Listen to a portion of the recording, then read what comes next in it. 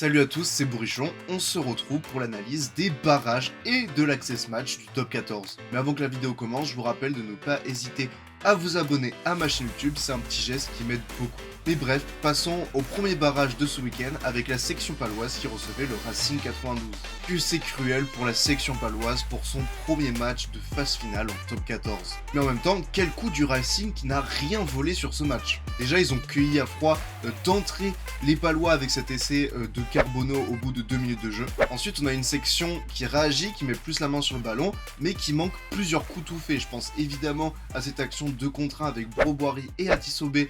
Et Atisobé ne va pas derrière la ligne comme en avant alors que c'était tout fait. Et une action un petit peu plus tard, où action similaire, Hugo Radou perce et oublie un 2 contre 1 avec Broboiry. Là, c'était plus incertain car il y avait des défenseurs qui revenaient. Mais dans l'idée, c'est des actions qui sont mal négociées alors qu'il y avait opportunité de marquer. Et du coup, le Racing va dans un premier temps profiter de ces actions manquées de Pau pour ne pas se faire distancer. Et c'est grâce à l'indiscipline paloise que le Racing va mourir à seulement un petit point à la mi-temps. Bref, ils ont recollé au score. Puis ce qui va être vraiment tournant dans ce match, c'est ce début de seconde période qui est totalement à l'avantage des ciels et blancs. 2 essais marqués et un score de 17-33 qui fait un écart qui ne sera jamais rattrapé par la section paloise. Et au final, même si la section va marquer jusqu'à revenir à 2 points, il va manquer ce petit quelque chose pour aller en demi-finale. Et je trouve que globalement sur ce match, Pau a manqué sa stratégie. Je trouve déjà que ils ont trop voulu aller au contact face à une défense du Racing et un pack du Racing qu'on connaît très solide. Il n'y avait pas assez de vitesse mise dans le jeu, pas assez de variations, pas assez de tentatives en fait, et c'est ce qui est dommage parce que c'est ce qui a fait que Pau a autant performé cette saison. Et puis surtout évidemment, les ballons hauts n'ont pas été dominés par la section paloise alors que durant la saison elle a dominé n'importe quelle équipe. Le Racing avait sûrement très bien bossé cette phase de jeu et c'est comme ça qu'ils ont pu récupérer un nombre de ballons assez conséquent. Le Racing globalement a été plus précis dans les moments qui comptent et a su être hyper efficace sur les ballons de récupération. Le doublé de Carbonneau en est la preuve avec notamment son deuxième essai avec ce ballon récupéré par Demba Bamba qui au passage fait une magnifique action avec fin de passe accélération sur Atis Ogbe. En résumé, le Racing a été pragmatique. Campo a beaucoup manqué d'occasions. J'ai parlé des 2 premières occasions un petit peu plus tôt, mais il y a aussi cette occasion où Hugo Radou joue vite une pénalité pensant récupérer un avantage suite à ce que les Racingmen ne soient pas à 10 mètres. Au final, il en est rien, il perd le ballon. Et je pense aussi notamment à cette séquence offensive intéressante qui va être annihilée en milieu de seconde période par une interception de Maxime Bonone sur Beka Gorgadze. Et c'est vraiment tout ce manque de précision qui fait que Pau ne peut pas rallier les demi. Le deuxième barrage, c'était le Stade Français qui recevait La Rochelle.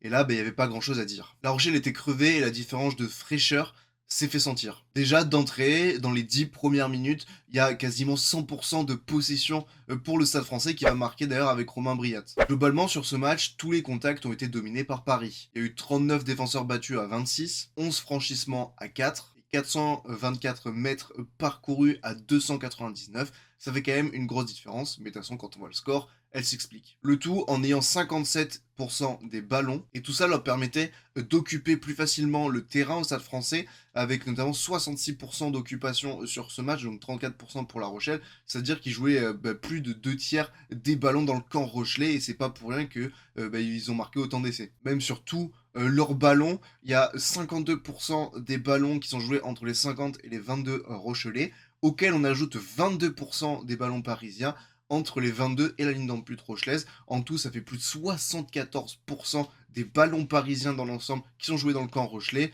La Rochelle ne pouvait rien faire. Et cette occupation, elle est due aussi à l'utilisation du jeu au pied qui a été très efficace. Déjà, les jeux au pied de pression ont été déjà très bien tapés et il y avait toujours de la pression à la retombée, ce qui faisait commettre des en avant ou tout simplement récupérer le ballon au Stade Français. Et après, les jeux au pied plus dans la longueur, dans l'occupation, ça mettait souvent le troisième rideau Rochelet dans la difficulté qui a à la suite trouvé des touches moyennes. Et puis évidemment, il y a eu la conquête qui a été vraiment un élément clé de la domination parisienne. Il y a eu 4 ballons volés en touche, dont les 2 premiers du match, et ainsi que plusieurs mêlées déjà.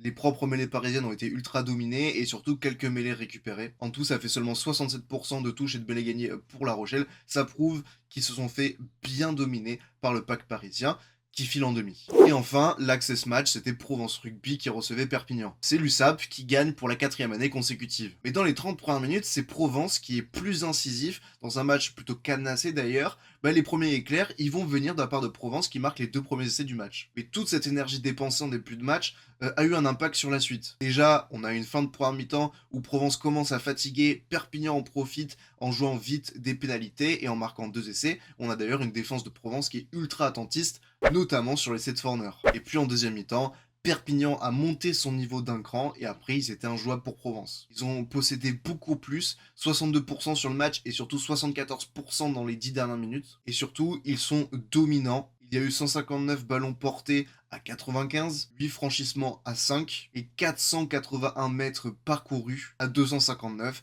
C'est presque du simple au double à chaque fois. A noter que l'indiscipline en première mi-temps notamment et en tout début de seconde a été un facteur clé de la défaite des Provençaux. Parce que s'ils arrivent bien à gérer le premier carton jaune de Tetrashvili en marquant 2 essais, le carton orange à la suite de Malolo va être ultra mal négocié. Ça correspond aussi avec la baisse d'énergie des Provençaux qui vont déjà concéder aussi 2 cartons jaunes durant cette période avec Zafra et Bitouniata, mais surtout encaisser 4 essais alors que Perpignan avait un carton orange. Bref, ça a été game changer. C'est là aussi que le manque d'énergie s'est accentué et c'est là qu'on voit l'écart de niveau entre la Pro D2 et le top 14 qui subsiste. On passe maintenant au top et au flop et je vais faire un top et un flop par match. Mon top pour Racing Po, c'est Shingirai Maniarara. Il a juste été monstrueux avec 9 ballons touchés, 7 défenseurs battus en 9 ballons touchés, 64 mètres parcouru sur le match. Il a également capté une touche, mais surtout fait un 19 sur 20 au plaquage, le tout en 71 minutes. Et quand il est sorti du terrain, il était crevé et ça se voyait, c'était tout à fait normal. Pour Stade Français La Rochelle, mon top c'est Yohan Tanga. Alors oui, j'aurais pu parler de Romain Briat évidemment, mais je trouve que la performance de Tanga est plus complète. Déjà, ça a été un des joueurs qui a le plus touché le ballon avec 17 ballons portés. Il a fait 75 mètres parcourus, 2 franchissements, 6 défenseurs battus, un turnover gagné, 9 sur 11 au plaquage dont un plaquage dominant et aussi 4 jeux au pied qui ont ma foi été plutôt intéressants pour aller chercher de l'occupation et mettre en danger ce troisième rideau rochelais. Bref, grosse performance de la part de Yohan Tanga. Et enfin, dernier top, j'aurais pu parler aussi de Peseli Yato, mais c'était un peu l'évidence, donc je me suis rabattu sur Max X. Certes, on l'a un peu moins vu que le Fidjien, mais dans l'idée, il a été ultra important. Déjà, il gratte 2 ballons dans son propre camp qui permet à Perpignan de souffler. Et puis, je trouve qu'il a été hyper actif. Déjà, en touche aussi, il a été important, avec 5 ballons captés. Et puis, en attaque, c'est 8 ballons touchés pour 22 mètres parcourus. Et en défense, 7 sur 8 au plaquage. Une feuille de stats assez complète. En flop, je vais aller sur Théo Atisobé. Alors oui, j'ai eu la chance d'être au stade et c'était assez criant de voir qu'il n'était pas en forme sur ce match-là. Déjà, évidemment, il y a cet en avant alors que l'essai était tout fait qui coûte très cher au final. Il se fait aussi manger par Demba Bamba sur le deuxième essai de Leo Carbono où il prend fin de passe accélération. Et puis même en l'air, il fait partie de ce triangle aérien qui n'a pas été dominant en l'air étrangement et sa couverture dans l'ensemble je l'ai trouvé assez imprécise et il a raté un plaquage. En flop, je vais aller sur Alexandre Kuntelia aussi, tout simplement parce qu'il a été ultra dominé en mêlée, il en a concédé même 3 pénalités. Il a commis un en avant et raté un plaquage. Et le dernier flop, c'est Manuel Varero, tout simplement parce que son jeu au pied a été défaillant avec déjà les 3 premiers échecs sur ses 3 premières tentatives. Ça met pas en confiance son équipe. Et puis surtout, 1 sur 6 au plaquage. On passe maintenant au prono pour les demi-finales. On a d'un côté Toulouse qui reçoit le Racing. Et je pense, ça va être clair que Toulouse va gagner. Déjà parce qu'ils ont eu le temps de se régénérer, que certes Toulouse est moins fort en ce moment, mais Toulouse en phase finale est toujours hyper dur à manœuvrer. Et surtout que le Racing vient de sortir une grosse performance, une grosse débauche d'énergie face à la section paloise. Et je pense qu'ils vont arriver un peu cramés. Je vois pas une énorme différence non plus entre Toulouse et Racing mais je dirais quand même Toulouse qui rallierait une nouvelle fois à la finale. Et de l'autre côté, match qui va être beaucoup plus intéressant à mon sens.